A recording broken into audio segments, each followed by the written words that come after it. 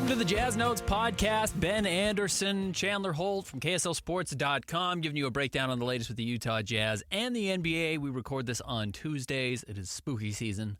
It is Halloween. And finally, Chandler, we have 4 games under our belt. We can go back and look at for the Utah Jazz. Yeah, for the first time since bringing the Jazz Notes podcast back, we're going to have a week of games to talk about, which is exciting. Not so exciting. The Jazz are 1-3. They opened the season with a loss to the Kings at home, 130-114. They followed that with their first win of the season over the Clippers, 120-118. That was a great game. And then the first two road games of the season for the Jazz, they dropped to the Suns and dropped to the Nuggets. 2 pretty decent performances. I thought Monday's game against Denver strangely might have actually been their best performance. They won Friday, obviously. But I thought, considering the opponent, the road, what they'd been up against after playing so terribly against Phoenix and playing pretty poorly against Sacramento, I thought that bounce back was impressive of not having the crowd there. And the second half was really probably the best basketball they played. They won both the third and the fourth quarter against Denver. And I think you started to see for the first time the vision of what this team is going to be able to do. The front court of John Collins, Walker Kessler, and Lauri Markkanen combined for 64 points and 36 rebounds or something. You know, like a dominant big man front court rotation that's going to suck up every rebound, is going to score a lot of points, and is going to do so pretty efficiently. Yeah, and the Nuggets, I mean, they're 4-0. They're looking like the best team in the NBA right now, coming off of that NBA championship. And if you look at their other games, they beat the Lakers by 12. And then they beat the Thunder, who are expected to have a much better season than last year, by over 30 points. So only losing by 8 to the reigning champs is maybe a good sign. Yeah, and you come home and you get a couple of easier games against Memphis and Orlando coming up. We will talk about that before the end of the show. But we wanted to look at, instead of going game by game, we can try to talk about some pros and cons, some strengths, some weaknesses that we've seen so far through the first week for the Utah Jazz. Chandler, why don't you start with, do you want to do negatives first or do you want to do positives first? Let's get the negatives out of the way. Okay, let's get the negatives out of the way. My biggest red flag, if you want to call it that, for the Jazz for the first week of the season is just defense. Right now, they're dead last in the league in defensive rating. Now, you have to take this stat with a grain of salt because we're just 6 days into the NBA season. And right now, the Orlando Magic, funny enough, have the best defensive rating. Yeah. And even though they have good defenders like Jonathan Isaac, Wendell Carter, I don't expect that to stick. With that said, teams we expect to be bad defensively have already fallen to the bottom of the league, like Houston, San Antonio, and Washington.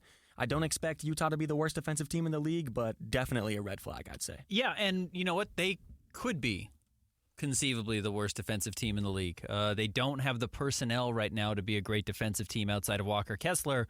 And until last night's game, he just wasn't playing enough minutes to have a huge impact on the game. And even when he was out there, he wasn't blocking shots. He wasn't all that interactive. He wasn't all that, he wasn't making a big, he wasn't factoring into the defense at all. So if he's not able to do that, the Jazz don't really have many great other defensive players. I mean, I think you like that Lowry's long and John Collins is long and ideally Talen Horton-Tucker is long, but there's not a guy out there who you're saying, like, every night I know what to expect and he's going to make life hard for the opposing team. It's not really what the Jazz do. It's not what they did last year, but when you have a monster at the rim, the way Walker Kessler can be, that covers up a lot defensively. And he hadn't been it really until last night. And even then, last night, I don't think he was fabulous defensively. He was much better on the offensive side. Yeah, definitely. And if you look at the games so far for the Jazz, they sort of have a mindset of, we're going to let your best player go off and allow everyone else on your team to beat us. When they won against the Clippers at the Delta Center, I believe Paul George and Kawhi combined for 61 points. Yep. And then you look at this game last night or night before against Denver, Jokic had 27, Gordon adds 21. So it's just the top of each roster adding points when they go against the Jazz. And it worked against the Clippers, but it hasn't really worked out against some of the other teams. Yeah, and when you played a team in Phoenix that had a star at the top in Kevin Durant, but didn't have Devin Booker or Bradley Beal, and then you let so many other guys like Grayson Allen and Eric Gordon go off, that's not a good sign. Yeah, recipe for disaster for sure. So the defense, I agree with you, a huge negative so far. Do you have another negative or just one? I do have one more negative. What's your other negative? Is Utah fighting from behind. The Jazz are currently 1-3. In their only win so far against the Clippers this season, they led for the entirety of the first half. In all 3 losses, they trailed by double digits at some point in the first half. I think that Utah is a team that can compete as long as they stay within striking distance, but as soon as they're forced to come back from a deficit, that's where the losses will start rolling in. Yeah, bad sign, and I'll just kind of jump in on that, is that you're falling behind because your starting lineup is playing so poorly. So the Jazz, I've got their advanced numbers pulled up right now, of groups that are actually getting significant minutes, the starting lineup, Jordan Clarkson, Lauri Markkanen, John Collins, Talen Horton-Tucker, and Walker Kessler, They're averaging about 11 minutes a game together. They have a net rating of negative 4.5, which is second worst on the team behind another group that involved Kelly Olynyk, Jordan Clarkson, John Collins, Colin Sexton, and Keontae George. So the starters, which are supposed to be your best lineup, is supposed to set you up early on to have some success, hand the game over to your bench, and then your bench can, ideally your depth takes over.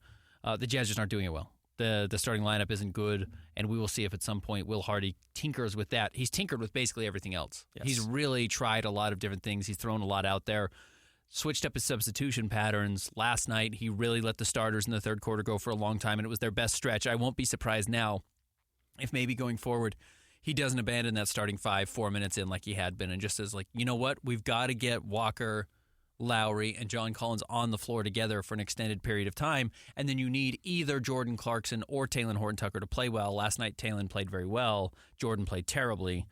You have to have at least one of them. If they're both playing bad, you're going to be in trouble. That's actually, I didn't have this down, but I would say that has been a green flag. A good sign for the Jazz so far this year is the fact that Will Hardy is playing with the lineup. Even if the starting lineup hasn't changed a lot, getting different rotations and different substitutions in will help. A good example of this is in the first game against the Kings. Will Hardy made about 5 or 6 one-man substitutions in the first quarter, and then in the win against the Clippers in Game 2, all he had was 2 group substitutions in the first quarter. So when you have a roster like the Jazz have, when you don't know who's going to be playing the most minutes in Game 50, playing with the lineups is a good sign. And at some point, Kelly Olynyk was coming in really early, and then it was, Keontae George was the first sub in, or Chris Dunn at one point was the first sub in. He really has tried to mix and match. He did the 4-guard lineup, and for a while it was John Collins, and one time it was Walker, and he's like, well, let's try Lowry, actually. He is really trying a lot. I know fans are always wanting you to tinker. Sometimes you end up with zero consistency, and that's a problem. Yes. But Will Hardy is doing a lot of work early on to try and figure out what is working and what is not working. And it goes back to the preseason of everyone wanting to see Taylor Hendricks and Bryce Sensabaugh play, and I think that's totally understandable. But if they're not going to be in the opening night rotation, every minute they're on the floor, you're losing an opportunity to gain info about what the roster's actually going to look like to start the year, and then you're mad that the team doesn't play well, and it's like, well, if you wanted to play Taylor Hendricks in the preseason, he's not in the rotation. Yes. So which one is it? What do you want us to do? So I understand why that's got to be frustrating. All right, I'll go with my negative. I told you the starting lineup has been bad. And then truthfully, the guard play's just been bad. Yes. The Jazz guards have been bad. And we talked about the Hunger Games. And really, it wasn't the Hunger Games. It was you have 5 guys who aren't ready. It's not who's going to emerge as the best player. It's will anybody emerge? And that's the problem.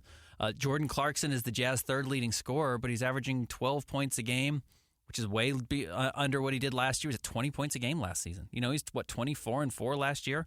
Right now he's at 12-5-3. He's shooting 29 or 35% from the floor and 29% from 3. That's bad. Yes. It's just really bad. He's a much better player than that. He's in a slump to start the year. He's got to come out of it. Jordan Clarkson, THT, Keontae George, and Chris Dunn are all shooting under 40% from the field right now. So I would definitely say it's fair to say that the guards have been sort of a negative so far this season. Colin Sexton averaging 12 points. He had his first kind of breakout game last night. Actually thought he played well. Hit a couple of threes finally. I don't think he'd hit a 3 yet going into last night's game. 41% from the floor, 22% from 3. So you absolutely cannot trust him as a long-range threat. Yeah. And last year he was almost at 40%. He didn't take a lot, but he made them when he took them. And then his other numbers, 1.5 rebounds, 1.5 assists, just not good enough for a guy who's making $18 million a year. And I know he's only playing 20 minutes a game, but still, you're an initiator. You've got to play better than that. Talen Horton-Tucker, again, had his best game last night against Denver. Seemed like he figured it out a little bit. 9.5 points. 5.3 assists, which leads the team. That's a healthy number. You'll take that. 1.8 rebounds. But yeah, just pretty terrible from the floor, 37%. He is shooting 40% from 3. That's an improvement for him. If he can keep his number up there, I suspect the field goal percentage will climb.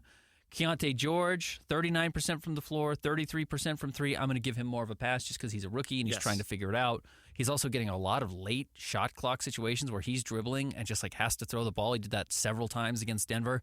And I don't think that's on him. They're just kind of the way they would dump that on Jordan Clarkson. And he has had fewer of those this year than it seemed like he did last year. They're falling in Keontae's hands. And some of that might be just, hey, you're not getting into the offense quick enough, but he's having to take some tough shots, and that's hurt his field goal percentage. And then Chris Dunn has been maybe the biggest disappointment on the team so far after such a good preseason, and I had preached that I thought he should be starting. 4 points, 2.3 assists, 1.5 rebounds, 31% from 3, or from the floor, 31% from the floor, and has yet to hit a 3. It's his thing during the preseason when he was super efficient. Shot Yes. like 85% from the floor and 66% from three, and no one expected him to keep that up. But I didn't expect him to drop to 31%. Like, he's missing his little floater. His layups aren't going in. He fouls within like 5 seconds every time he steps on the floor. So he's not been able to play a long time. His plus-minus has been fine, actually. The Jazz haven't been killed when he's on the floor. But it seems to me like he's already lost his spot in the rotation to Keontae George, who's now, I guess you'd call the third or the fourth guard. And Chris Dunn's a very clear fifth. Yes, and might be out of the rotation altogether in due time.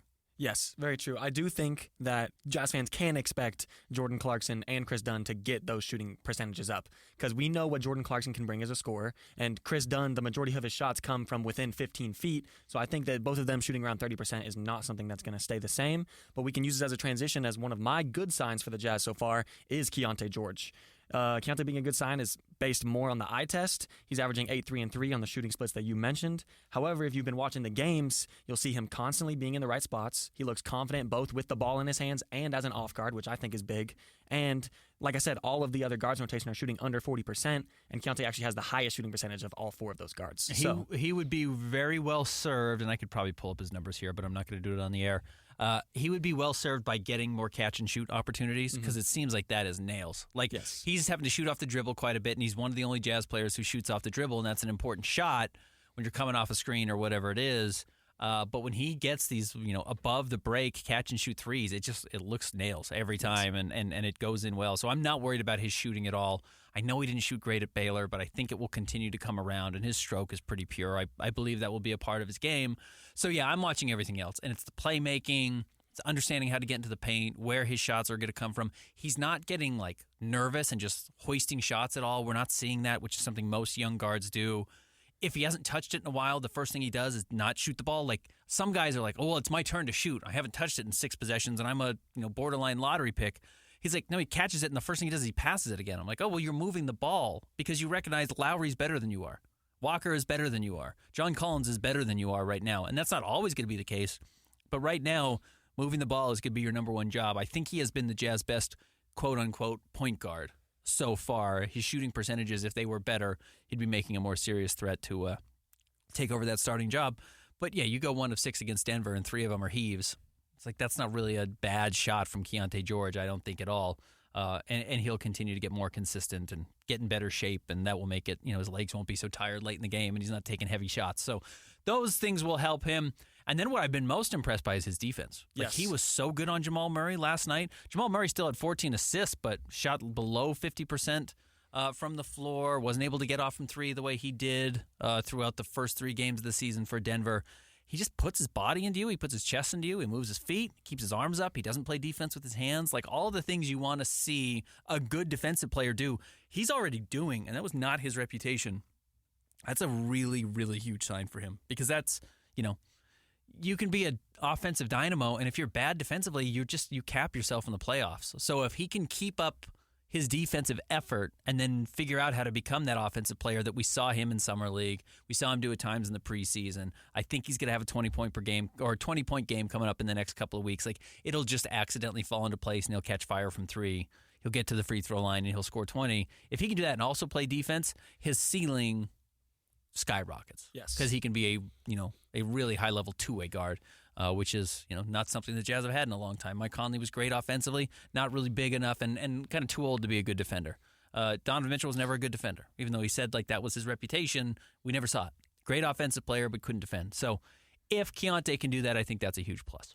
Yeah, and I think that this is big for all defensive players, but specifically rookie guards who don't have tremendous defensive IQ. They aren't fully studying NBA offenses every single day yet. They're still getting to that point. It comes down to effort, and Keontae has shown that effort in the first week, and I think that that's big because one of the biggest questions for him was how can he perform on the defensive end. Another positive for the Utah Jazz so far, they're top 6 in rebounding. As far as rebound percentage goes, they are grabbing 54% of the boards available. Really good on the defensive side of the ball at 76%. Very good on the offensive end at 35%. Where do they rank offensively? They're the number 2 overall offensive rating or offensive rebounding team in the league. They're number 4 defensively. So they're really good. Yes. They are a really good rebounding team. That's what you want from big athletic guys in the front court when you have Walker and you have John Collins and you have Lowry Markkanen. And I will say John Collins has been very far from perfect. Don't get me wrong. John Collins has not been a superstar yet, but he has 3 double-doubles in his first 4 games. He was 1 rebound away last night for having 4 double-doubles. I like the way he's playing. 13.5 points, 10.5 rebounds, and I know I'm stealing one of your positives here, but it falls in line with the rebounding. And after he shot the ball well last night, he's up to 47%. Three-point shot isn't connecting yet, still at 28%, which is very similar to what we saw last year at Atlanta, which was the big question mark. But I like that he's continuing to shoot them. Yeah, you're very right. I think John Collins has been one of the best signs for the Jazz so far this year. I think that some fans maybe had too high of expectations or were just confused on what to expect from him. I know that he had a 21-10 season just 3 years ago, but that dropped to 17-7 and then 13-6.5 last year. He's been a force on the glass. He's created good looks in the offense, specifically in transition and on back cuts. And like you said, his efficiency is slightly down, but from the field and behind the arc. I think that's something you can sort of expect, though, when you're playing your first season with a new team. And also, he's averaging 4 offensive rebounds a game, which is the best on the Jazz and 5th best in the NBA. Yeah, he misses some of his own shots and he gets his own offensive rebound, which is kind of a trick. But he's good at it. And I think actually the more he gets comfortable, the better he's going to be. And like the second quarter last night, he took over, which is something the Jazz weren't able to rely on very much from their forward, not named Lauri Markkanen last year. So his ability in the second quarter, I think he had 9 points. It's just like, and he carried a big offensive load, and he hit a 3, and he got to the free throw line, and he hit a mid-range shot, and he can obviously attack the rim, and he gets out in transition. Like, okay, you started to see it. And that's like going up against Aaron Gordon, who's a very good player. So yes. I thought that was promising if you're a Jazz fan. You liked what you saw from John Collins. And we should not overlook that Lauri Markkanen is playing out of his mind. Yes, 25 a night. Yeah, 25, 9.8 rebounds, 2.3 assists. He had 5 dimes last night. That's a huge number for him. He's shooting 93% from the three-point line. He's shooting 43% on 10 threes a game. Okay, you've got a perfect offensive player. Like, if he's going to do that, and he could stand to get to the free throw line a little bit more, just 3.5 a game. He's not getting a great whistle right now, but yeah, you'll take 25 and 10 and 43% from 3 on 10 attempts a game. He's at 9.8 threes. I just like that he's taking that many. I like that he's not afraid to jack up some shots. He was 5 of 13 last night. It's like, yeah, you just got to take 13 threes some games. When the Jazz are stagnant offensively and need you to bail out, you're 7 foot tall and you're a sharpshooter. Yes. Like, you just got to take shots over Aaron Gordon. You just got to take shots over guys who are guarding you because you'll get it off. You're not going to get your shot blocked. You're not Jordan Poole getting blocked by Kristaps Porzingis. Like, just take the darn shot, and he did. So I like that from Lauri Markkanen. Guards got to play better. Defense got to get better. But I think there are some signs of promise, and you've played well in 2 of your 4 outings. If you play as well as you did against Denver or Los Angeles, the Clippers, 75 times this year, you're going to be in the hunt for the playoffs. Mm-hmm. Without a doubt. Even though you're 1-3. And we said at this time last week, you're probably going to be 1-3. 2-2, you'd be in really good shape. You won a game that you probably weren't expecting. And you certainly didn't want to go winless because we would have been feeling real bad about this team for Jazz fans if they were 0-4 to start. Let's take a break. We'll look at the next week of games coming up. We'll look around the NBA a little bit and talk about a couple of things we learned about the Utah Jazz. Stick around. More Jazz Notes coming up next.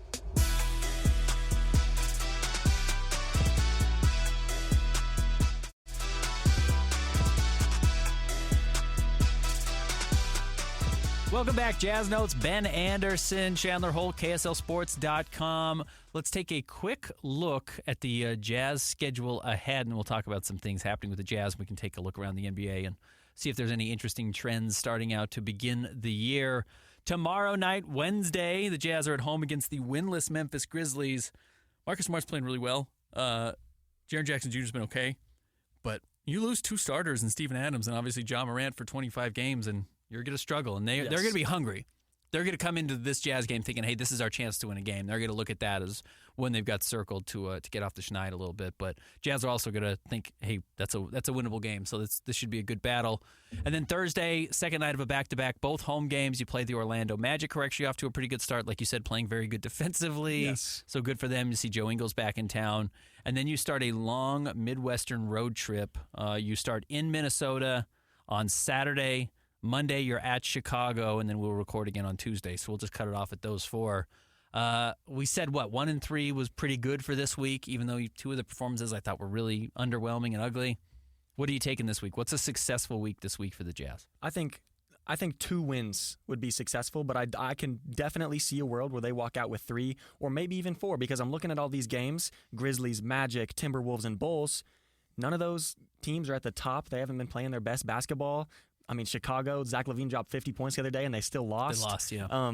So I think that it is possible for Jazz to come out with their first winning week of the season. However, I think if you can at least take 2 of them, then you'll consider it a success. I'm going to say 2-2 most likely, and I'm going to say 3-1 the second most likely, 1-3 being the third most likely, 0-4 fourth most likely, and then undefeated in this 4-game stretch, the least likely of all the outcomes. But I could definitely see the Jazz going 2-2 or 3-1. 3-1, you'd feel really good about yourself because you've beaten a team on the road.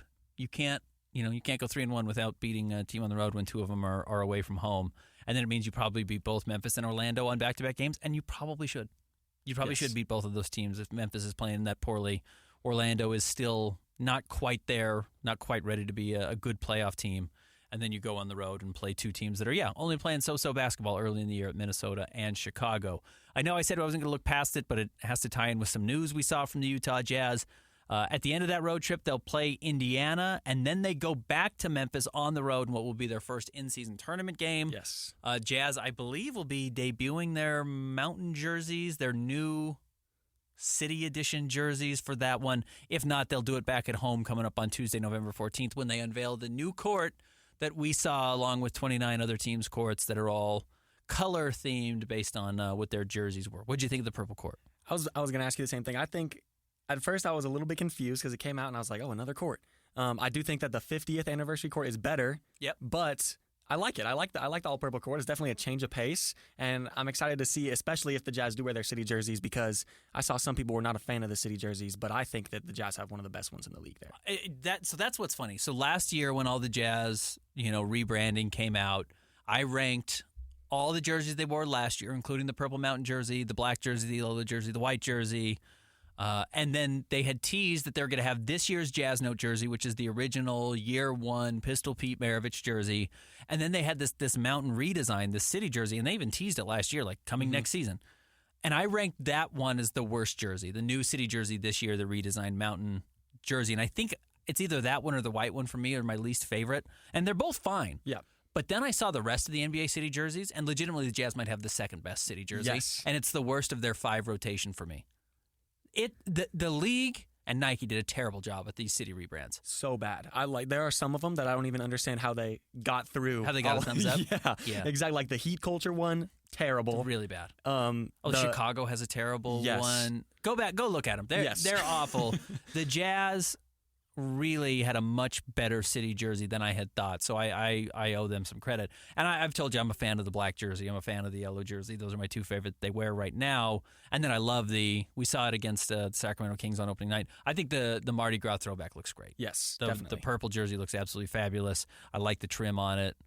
They did a nice job with that. So overall, I think the Jazz jerseys are pretty good, and we will get to see that in the court debut. One of the things I always make sure I give myself leeway is I need to see it in person first. Like, seeing a mock-up does not have the same impact of seeing it in person. And maybe it's worse in person. But I'm not going to make a definitive statement that, like, oh, the purple court's terrible until I see it with NBA players on it in these special jerseys. It is supposed to be a full experience, and including whatever shirt or whatever they're giving away to fans in the audience. Like, it's supposed to be all together. Pulling out one element and looking at it by itself is a stupid way to do it. So I'm not going to judge it yet. Yes, the Jazz made their season debut against the Kings on Wednesday with the new 50th anniversary court and the jerseys. And on Thursday morning, I ordered the jersey. Did you? Yes, I did. Yeah, they're good looking. It's a very classic looking NBA jersey. I know why fans want to go back to purple and want that to be kind of their staple. And I think that's totally fine. No, they look good. It's a very good jersey. Did you go custom or did you get a player? I got the celebrating with the 50 on the middle. Oh, that's fun. Yes. That's nice. Yeah, not bad at all. Let's go back to the next week games really quick. Something I want to say. They host the Magic on Thursday, and that made to some people that's like, okay, 2 teams that are not expected to do a whole lot this year, like maybe not that exciting, but I think it's a great matchup for a few reasons. One, both teams are younger teams, right? So I think whenever you have 2 young teams going at it, it's going to be probably a lot of highlights, maybe not a lot of philosophical basketball. Sure. And then also, I think that there's a lot of similarities between the lineups. The front court for the Magic is Franz Wagner, 6'10", Yep. Paolo Banchero just under 7 foot, and then Wendell Carter, same thing, around 7 foot. And I think that matches up pretty well with the big front court that the Utah Jazz have. Yeah. No, that's a fun one. I mean, I've told you I like Jonathan Isaac coming off the bench. Like he's a really good player, and Joe Ingles coming off the bench. And my favorite thing about the NBA is rookies, because the draft is my favorite thing. And like Anthony Black isn't playing. You know what I mean? Yeah. Like as much as you can complain about some of these players, and maybe that should be our segue here into player stats, is that like this rookie class has been underwhelming so far, and I don't think it's just the Jazz. I think it's just league wide, and we had wondered this a little bit, which is, hey, is this draft really good, or is Victor Wembanyama really good? Yes. And then we think Scoot is pretty good, and by the way, Scoot didn't even end up being the number 2 overall pick. Like. Brandon Miller did, and I was a little hard on them for that. And by the way, it's looked like the right pick early on. Yes. But Brandon Miller's been really good, and guess what? He's coming off the bench. Yeah. Like Gordon Hayward is starting in front of him because Gordon Hayward's better than Brandon Miller still. Maybe. Brandon Miller's pretty good. Yeah, right. Like it's just not been this crazy class of players stepping up. But it's like, oh, well, I know what the future of the NBA looks like. Here, we'll pull it up because we were talking about looking around the rest of the league. I think this is a good opportunity to do it.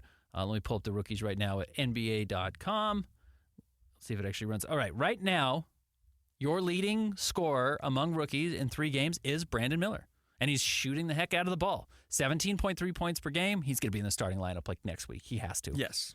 47% from the floor, 43% from 3, 6 rebounds, 2 assists. Awesome. Victor Wembanyama.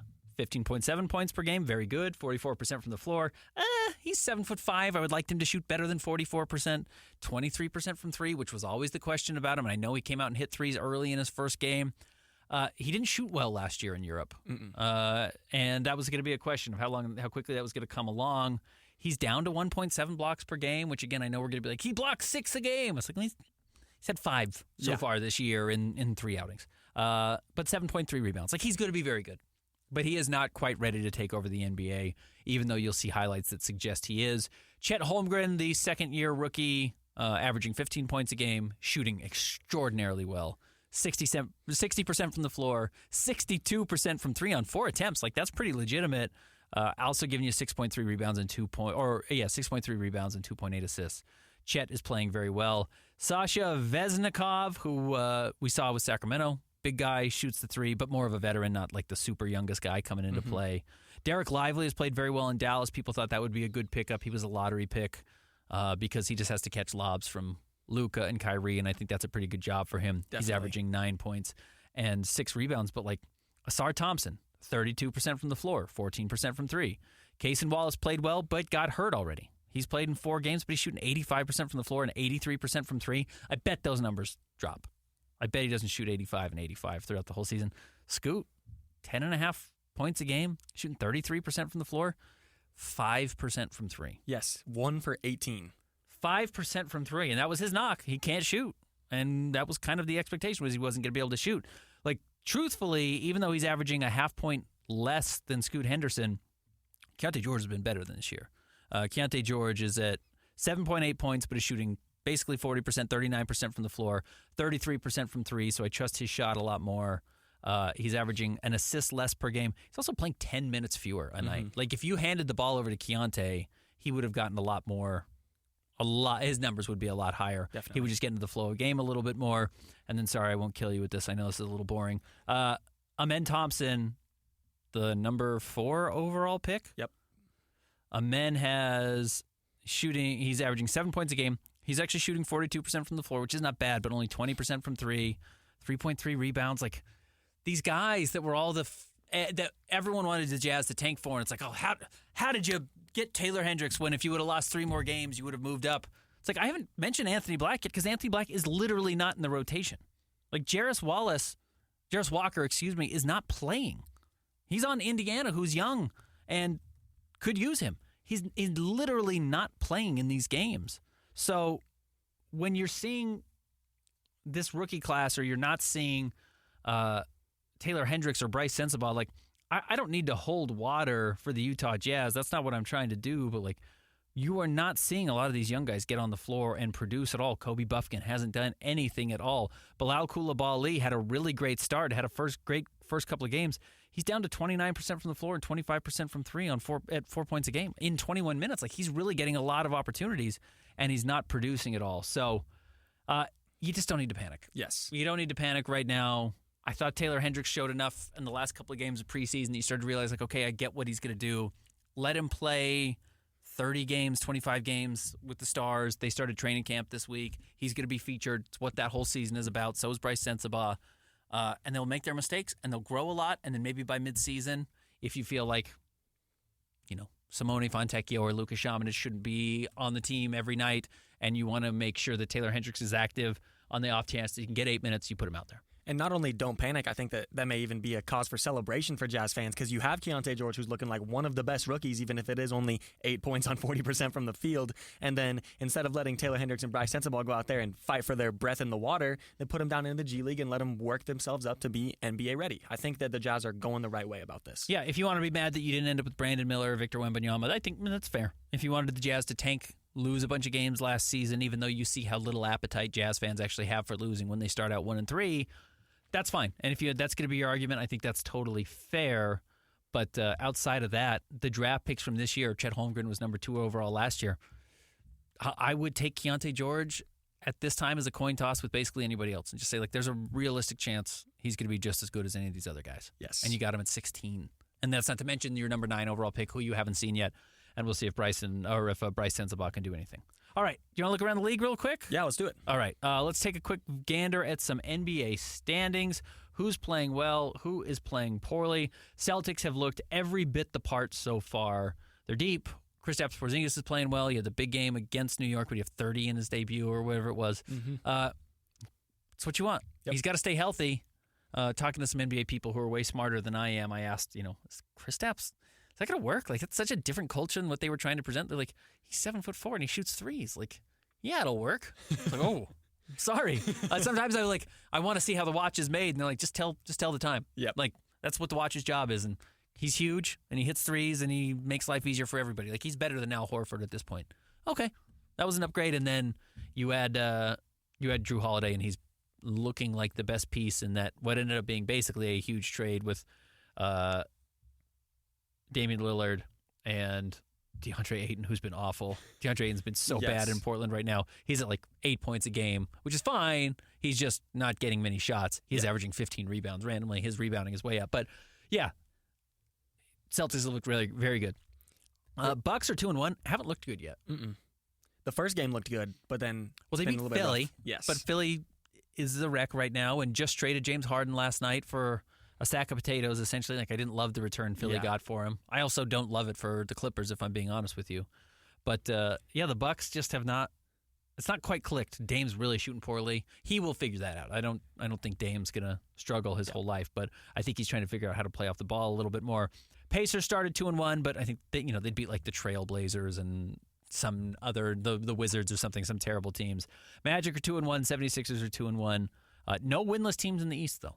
Yes. So that's good for the Eastern Conference. In the West, 2 teams undefeated so far, the Nuggets and the Mavericks. We'll see if that Maverick stuff is for real. Yes. I liked what they did in the offseason. Like, I like Grant Williams that they went and added. They held on to Kyrie. I don't know if Kyrie had any other options, but so far so good for a team that was worried that maybe you were going to have to put Luka on the trade block midway through the season if he asked out. Warriors have been good. Thunder are 3-1, but they did get trounced in their first real test against the Denver Nuggets. Suns are 2-1, but they've been hurt. Lakers at 2-2, a little underwhelming. Timberwolves at 1-2 is underwhelming for me, and they have not played well. I mean, they just got crushed by Atlanta. So I haven't seen much there. And then the Rockets and Grizzlies are both winless so far in the season. Yes, I think that a lot of fans could have predicted that Celtics and Nuggets could open the season at least through the first week and be undefeated, but I think it is definitely surprising that the Mavericks are there as well. I think that they had a center hole, right before Derek Lively came in. It was, okay, maybe Dwight Powell, who else is going to take that spot? And then, honestly, I think Derek Lively has shown that he could be the perfect rolling center next to Kyrie and Luka. He can give that hustle, and in their first game, I think this sort of went under the radar. He had an offensive rebound with 30 seconds left off of a Kyrie Irving miss, gets it back out to Luka. Luka hits a shot. That's a game-winning rebound right there. Right. So I think that that's big for them. But something. I do want to go back to the Clippers really quick because even though they're only 2-1, they looked really good through their first 3 games. They had their offense was moving tremendously. Russell Westbrook was swinging the ball around the arc and it was getting to everybody's hands. Not taking a lot of shots, yes, which is the key for Russ. Exactly. And now they add an ISO-heavy ball-in-my-hand player in James Harden after it came out a week ago that they were sort of dropping those conversations. So that was confusing to me. Yeah, I don't think James Harden makes them better. No. Now, I don't know if, having Robert Covington and Marcus Morris and the few weird Nicholas Batum, who I like, I'm not sure they were going to put them closer to a title, in all honesty, either. I get what they're doing. They're kind of cash-strapped, and they said, well, we're going to err on the side of high-level talent over depth. I think you just have to have both. Yes. And they kind of were picking between their poisons.